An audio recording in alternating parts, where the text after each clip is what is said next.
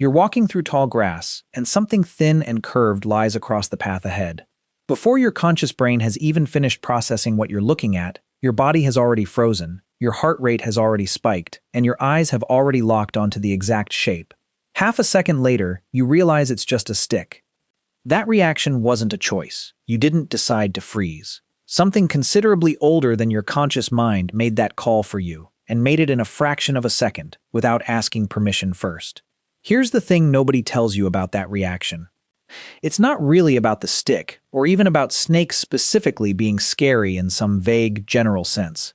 It's about something considerably stranger sitting in your brain, a system that may have shaped the entire evolution of primate vision, including the eyes and brain you're using to read this sentence right now. So let's actually answer the question properly. Did ancient humans fear snakes more than lions? Let that sink in for a second, because most people would confidently say no. A lion is enormous, visibly muscled, obviously a predator the instant you see one. A snake is small, quiet, easy to miss entirely. Surely the bigger, louder threat wins. The honest answer is considerably more complicated than that, and it starts with a scientist who had almost exactly the experience you just imagined. In 1992, an anthropologist named Lynn Isbell was running through a glade in Kenya when she spotted a cobra directly in her path. She froze completely before her conscious mind had even finished registering what she was looking at. Isbell spent years trying to explain that moment, and eventually built an entire scientific theory around it. She called it the snake detection theory, and the core claim is genuinely bold. Snakes, she argued, were one of the first and most persistent predators early mammals ever faced, dating back tens of millions of years before primates even existed. Avoiding them was such a constant, unrelenting survival pressure that it directly shaped the evolution of primate vision itself. Forward-facing eyes capable of sharp depth perception, enhanced color vision tuned to pick a camouflaged shape out of dense foliage, and enlarged visual processing centers deep in the brain, specifically built to notice exactly this kind of threat before conscious thought even engages. That's a genuinely radical claim. Most explanations for why primates developed forward-facing eyes and sharp color vision focus on foraging, spotting ripe fruit, judging distances while swinging between branches. Isbell's argument flips that entirely. She's saying a huge share of what makes primate vision special wasn't built to help us find food. It was built to help us avoid becoming food for something we could barely see coming. For years, this was just a compelling idea with no direct biological proof attached to it. Then, in 2013, Isbell teamed up with neuroscientists in Brazil and Japan and published a study in the journal PNAS that changed that completely. Here's where it gets genuinely strange. The team examined a structure deep in the primate brain called the pulvinar and recorded activity from individual neurons while showing macaques a series of images: snakes, monkey faces, monkey hands, and plain geometric shapes. The results were stark. Of the neurons that responded at all, 40% fired most strongly specifically to images of snakes, more than to angry faces, more than to hands, more than to plain shapes. And these snake-detecting neurons weren't just stronger. They were faster, activating roughly 15 milliseconds ahead of the neurons responding to angry faces, and about 25 milliseconds ahead of the ones responding to neutral shapes. In a brain, that gap is enormous. It means a primate brain is neurologically built to notice a snake before it even fully processes an angry expression from another member of its own group. Which, if you actually stop and think about it, is a strange thing for evolution to have prioritized this heavily. A follow-up study by the same research team went even further, testing whether these pulvinar neurons could tell the difference between a snake coiled in a resting position and one poised to strike. They could. The threat-displaying posture produced a distinctly different neural signature, separated out within the first 50 milliseconds of the image appearing. Your visual system isn't just built to spot a snake, it's built to instantly assess how dangerous that specific snake looks right now, all before any conscious thought has entered the picture at all. So that answers whether primates in general carry this wiring. But does anything confirm it in ancient humans specifically, rather than just monkeys in a lab? For that, researchers turned to two very different sources of evidence: wild monkeys communicating with each other in the field, and human babies who've had essentially no time to learn anything at all. Start with the monkeys, because the story here is genuinely remarkable. In 1980, primatologists Robert Seyfarth, Dorothy Cheney, and Peter Marler published a landmark study in the journal Science based on fieldwork with vervet monkeys at Amboseli, Kenya. They discovered that vervets don't just have one generic alarm call for danger. They have at least 3 acoustically distinct calls, one specifically for leopards, one specifically for eagles, and one specifically for snakes, each one triggering a completely different, appropriate escape behavior in the monkeys who hear it. A leopard alarm sends the group sprinting into trees. An eagle alarm makes everyone look up and dive for cover. And a snake alarm makes the entire group do something genuinely distinctive. They look down, scanning the ground carefully around them, rather than fleeing outright. Researchers studying the calls in more detail have noted that the response to a snake alarm is more investigative than the panicked flight triggered by the other two, because a snake, unlike a leopard or an eagle, relies entirely on staying hidden rather than actively chasing anything down. The correct response to a predator that ambushes from concealment isn't to run blindly. It's to stop, look carefully, and figure out exactly where the danger actually is before you move at all. What makes this even more compelling is what happens with infant vervets. Young monkeys initially give leopard alarms to almost any large mammal, eagle alarms to almost any bird, and snake alarms to almost anything long and thin moving along the ground, and only sharpen that classification into something more precise as they grow older and gain real experience. In other words, the basic categories, predator that stalks from the ground, predator that strikes from the sky, predator that hides in plain sight, appear to already be present from a very young age. What experience refines is the fine-grained accuracy, not the underlying framework itself. Now for the human side of this same question, because researchers wanted to know whether anything similar shows up in us. In 2008, psychologists Vanessa Lobu and Judy DeLoach, then at the University of Virginia, ran a study published in the journal Psychological Science. They showed 3-year-old children and adults a set of images and asked them to find a single snake hidden among flowers, frogs, and caterpillars. Both groups found the snake significantly faster than they found any of the harmless objects hidden among a set of snake images instead. That result held up further in later research using an even younger group.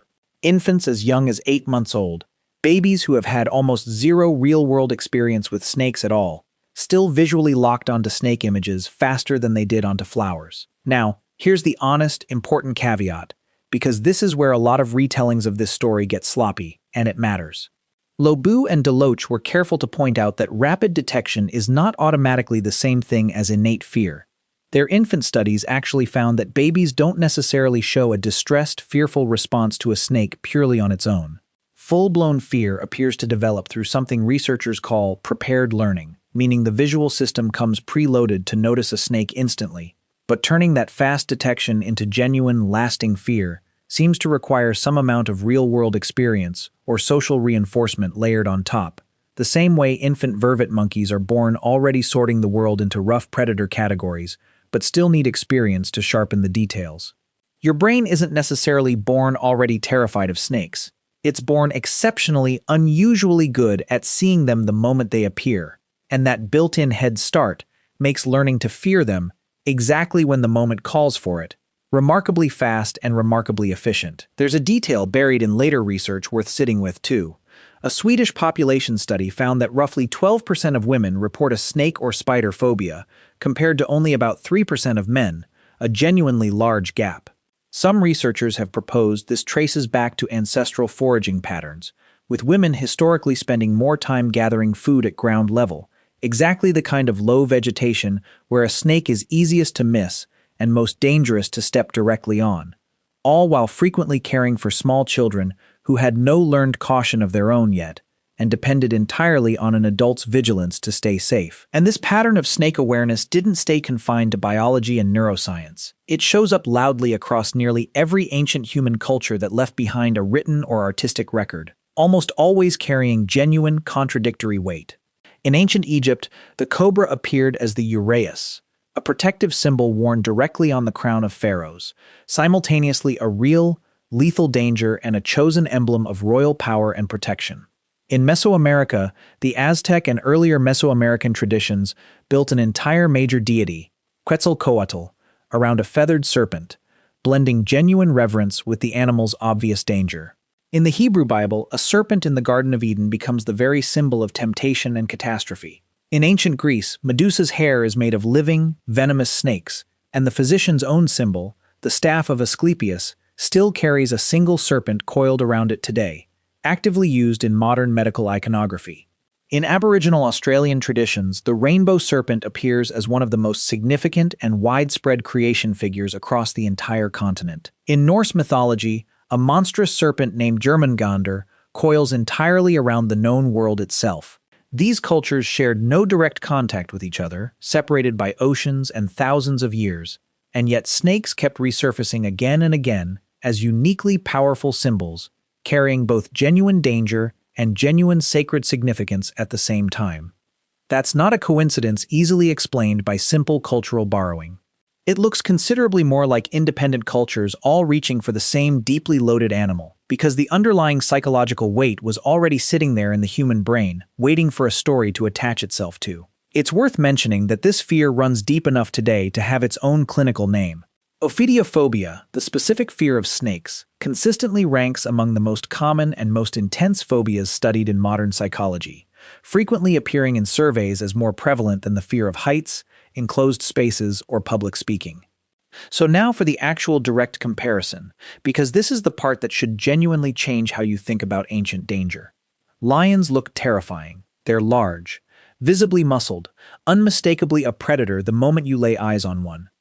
A lion is exactly the kind of danger your imagination pictures when you think about the ancient world: the roar, the mane, the raw physical power. Snakes, by comparison, are quiet, small, and easy to miss entirely, right up until the exact moment it's too late. That mismatch between how frightening something looks and how genuinely dangerous it actually is turns out to matter enormously, because the real numbers are lopsided in a way most people never expect.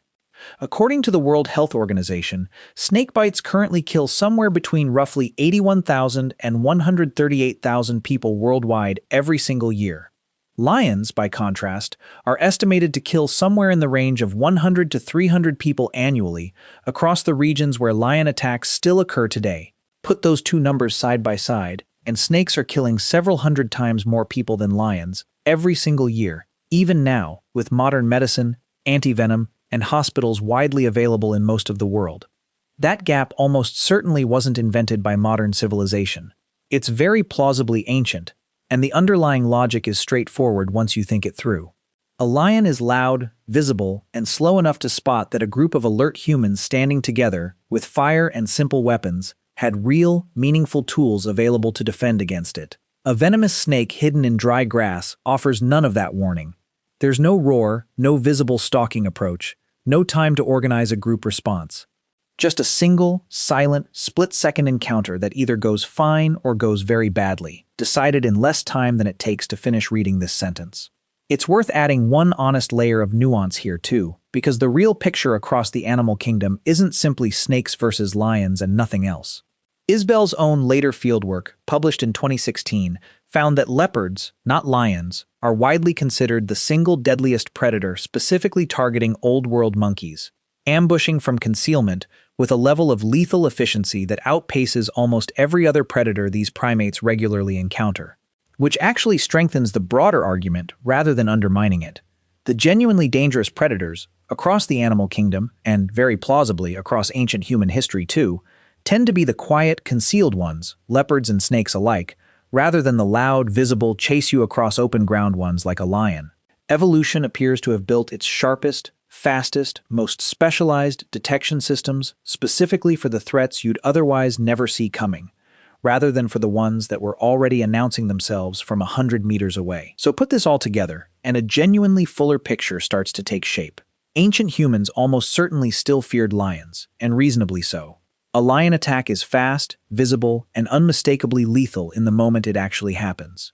But the deeper, more persistent evolutionary pressure, the one that appears to have physically reshaped primate vision over tens of millions of years, left a measurable neurological signature in modern human and monkey brains alike, produced distinct alarm calls in wild primates, and still shows up as one of the most common phobias in humans today, points toward the snake, not the lion, as the more foundational, more relentless threat across the vast timescale our species actually evolved within. That freeze you felt earlier, the one that fired before you even knew what you were looking at, that's not paranoia. and it's not some outdated glitch left over from a world that no longer exists.